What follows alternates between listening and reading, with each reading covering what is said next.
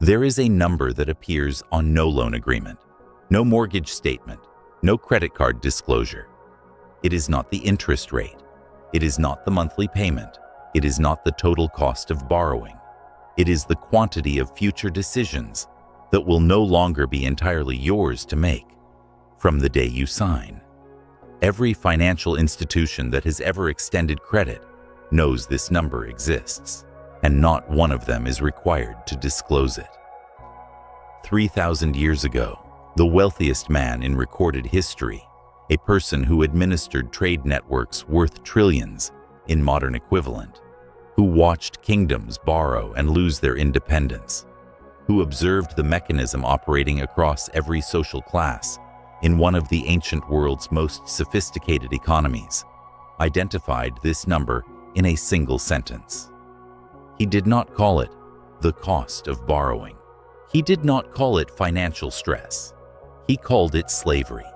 And the mechanism he identified, which modern finance has spent generations working around without directly confronting, is operating right now inside the financial lives of the majority of American households carrying debt. What is that mechanism? Why has it remained unnamed in conventional financial education for so long? And what does understanding it change about every financial decision you will make from this point forward? That is what this investigation is here to answer. In 2023, the Federal Reserve reported that American households carried a combined $17.5 trillion in debt, not $17.5 billion. Trillion. That number is so large, it resists comprehension. But here is the part that behavioral economists find genuinely difficult to explain. The majority of households carrying significant debt are not people who made catastrophic financial decisions. They are people who made ordinary ones. A car loan, a mortgage, student debt contracted before income existed to service it, credit cards used during a period of income disruption that never quite got paid down. And yet something happens to these households that income alone does not seem to fix. Incomes rise, the debt remains. The feeling of financial constraint, the sense that decisions are being made for you rather than by you, persists even as the numbers on a paycheck improve. This is the pattern that Solomon identified in a single sentence, not as a moral teaching, not as a warning to be avoided, as a mechanism to be understood. And the mechanism he named is one that modern finance has spent decades working around without ever directly confronting. Solomon was, by historical consensus, one of the wealthiest individuals in the recorded ancient world. Historians and economists who attempt to translate his documented resources into modern terms arrive at figures ranging from $2 trillion to $7 trillion in equivalent purchasing power. The estimates vary. The scale does not. He administered trade networks across the ancient Near East. He understood money not as a concept, but as a system, as a technology of exchange, obligation, and control. He watched kingdoms borrow and lose their independence.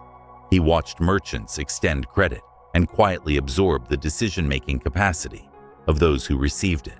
He watched individuals take on obligations that began as tools and ended as constraints. And from all of this observation, he wrote one sentence: "The rich rule over the poor, and the borrower is slave to the lender." The Hebrew word translated as slave in this passage is eved. It is not a metaphor for inconvenience. It is not a poetic description of financial stress. In the ancient world, eved described a specific legal and social condition, the transfer of a person's autonomous decision-making capacity to another party. An eved could not make certain decisions without the permission of the party to whom they were bound. Their options were structurally constrained, not by their intelligence, not by their character, not by their ambition, but by the relationship they had entered. Solomon was not describing a moral failing. He was describing a mechanism of authority transfer that he had observed operating consistently across every class of borrower he had encountered across decades of economic observation. Here is what that mechanism looks like in a modern household. A family purchases a home with a 30-year mortgage at 7.5% interest. The decision feels like an acquisition. They are buying something, gaining an asset, entering the ownership class. What is less visible at the moment of signing is what is simultaneously departing. From the day the mortgage is executed, that family's financial decision-making operates within a set of constraints it did not have the day before. They cannot move freely for work opportunities without calculating the cost of the mortgage against the gain of the move. They cannot absorb an income disruption without the mortgage becoming an immediate threat. They cannot make a significant financial pivot, starting a business, taking a career risk, reducing hours to care for a family member, without first calculating whether the mortgage obligation permits it. The lender does not appear at the dinner table. The lender does not attend the meeting where the career opportunity is discussed. But the lender's claim on a portion of this family's future income is structurally present in every significant financial decision the family makes for 30 years. This is not a description of the interest cost of the debt. This is a description of the authority that transferred when the debt was contracted. Solomon identified it as the primary mechanism, not the interest rate, not the monthly payment, the authority transfer. The behavioral economics literature has documented the downstream effects of this transfer without, until recently, naming the transfer itself. Research from the University of Zurich, published in the Journal of Economic Psychology, found that individuals carrying significant debt loads show measurably altered risk tolerance. Specifically, a reduced willingness to pursue professional opportunities that carry short-term income uncertainty, even when those opportunities have substantially higher expected long-term value. The mechanism is not irrational. The debt obligation has genuinely constrained the set of decisions that are financially safe to make. The borrower is not behaving irrationally. The borrower is accurately perceiving a real constraint on their decision-making authority. A separate line of research examining household financial behavior in the United States from the Federal Reserve's Survey of Consumer Finances found that households with debt-to-income ratios above 36% show a consistent pattern of reduced entrepreneurial activity, reduced investment in human capital, and reduced financial resilience during income disruptions, regardless of the absolute income level of the household. The debt ratio, not the income level, predicted the behavioral pattern. What these studies are collectively documenting is precisely what Solomon named 3,000 years earlier. The borrower operates under a transferred authority structure that shapes financial behavior from the inside, invisibly, persistently, and independently of the borrower's intelligence, effort, or intention. Modern finance does not lack language for debt. It has extensive, sophisticated language for debt. Interest rates, amortization schedules, debt-to-income ratios, credit scores, yield curves.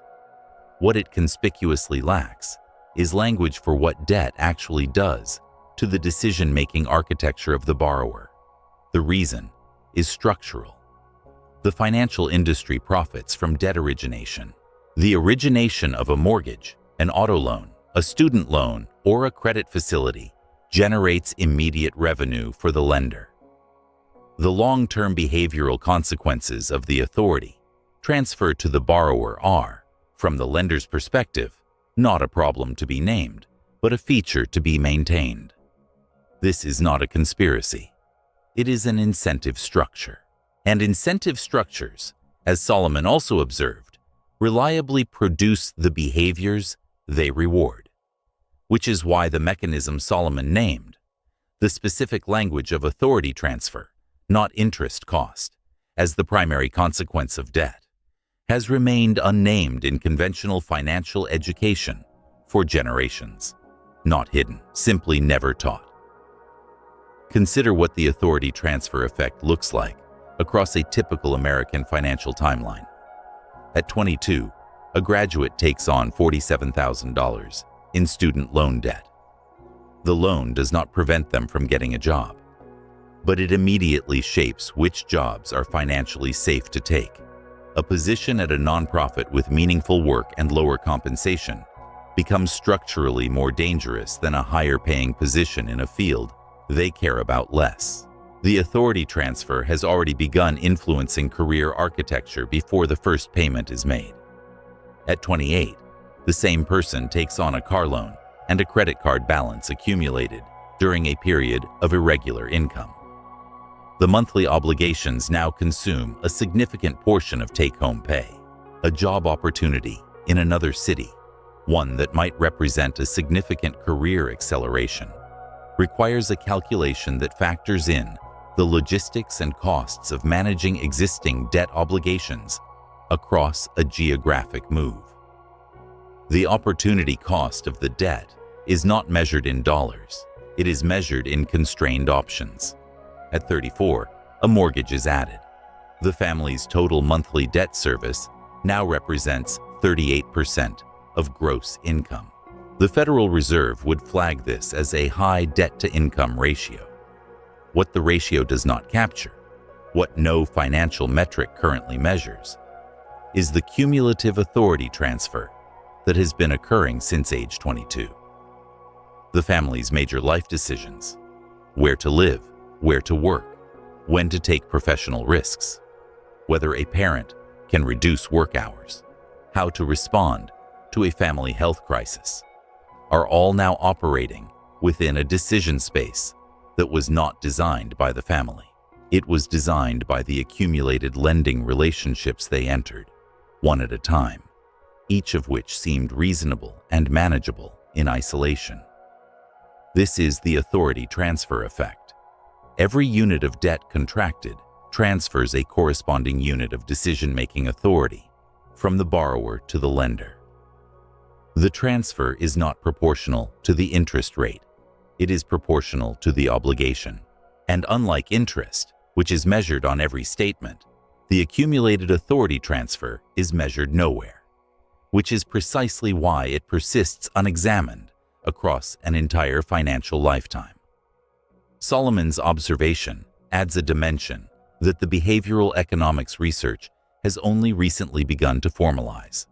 The transfer of authority is not merely financial, it is psychological.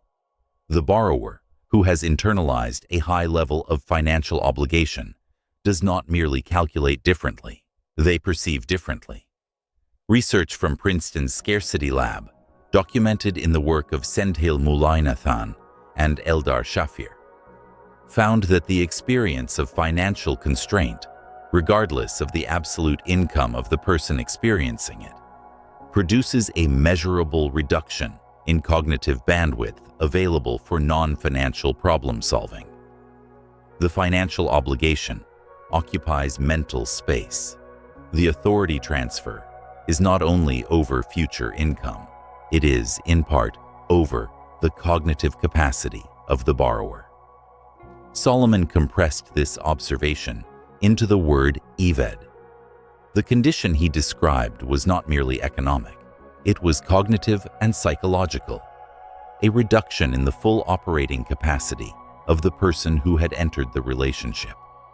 This is why income growth does not automatically resolve the experience of financial constraint for heavily indebted households.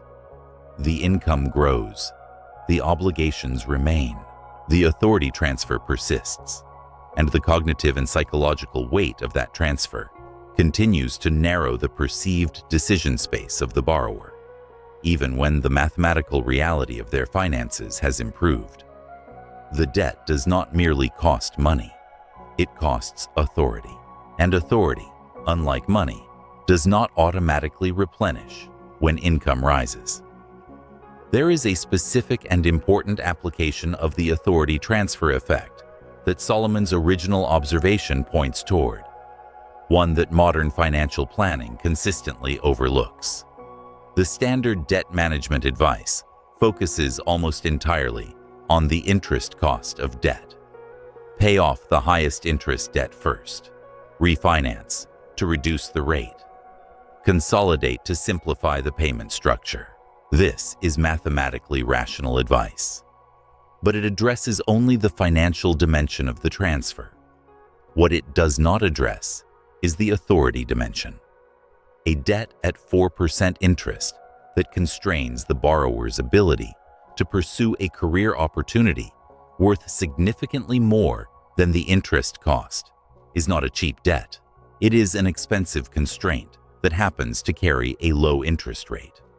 The question Solomon's framework forces into the open is not, what is the interest rate on this obligation? It is, what decision-making authority am I transferring in exchange for this capital? And what will I be unable to do for the duration of this obligation that I would otherwise be free to do? This is a different calculation entirely, and it is one that the modern financial system has no standardized tool for making, because making it accurately would reduce the volume of debt that rational borrowers willingly contract. This week, before you make any new financial commitment, and before you assess the ones you already carry, apply the authority transfer effect explicitly. List every debt obligation you currently hold. Beside each one, do not write the interest rate. Write the name of the authority it has transferred. The mortgage. The lender holds authority over your geographic flexibility, your career risk tolerance, and your ability to absorb income disruption. The car loan. The lender holds authority over your transportation decisions and a portion of your monthly cash flow for the term. The credit card balance. The lender holds authority over a portion of every future paycheck until the balance is retired. Make the transfer visible, not the cost, the transfer. Solomon identified this mechanism not to produce shame about existing debt, but to produce clarity about what debt actually is. It is not merely borrowed money. It is borrowed decision-making space, rented from the lender at a price that is never fully disclosed on the loan agreement. The richest man in history called it slavery, not because he was moralizing, because from where he stood, observing the mechanism operating across thousands of transactions and across every social class in one of the ancient world's most sophisticated economies, that is precisely what the mechanism produces. The question for the borrower is not whether the mechanism is operating. Solomon documented that it always is. The question is how much authority you are willing to transfer, to whom, for how long, and what you intend to do with the decision-making space that remains. If you have felt the constraint that this mechanism produces, if you have experienced the sense that major life decisions are being made within a space you did not choose, write it in the comments. The pattern is more consistent than the financial industry finds convenient to acknowledge. If this investigation identified a mechanism that your financial education never named, subscribe. The next investigation goes further into the architecture of ancient financial wisdom and what it reveals about the system you are operating inside.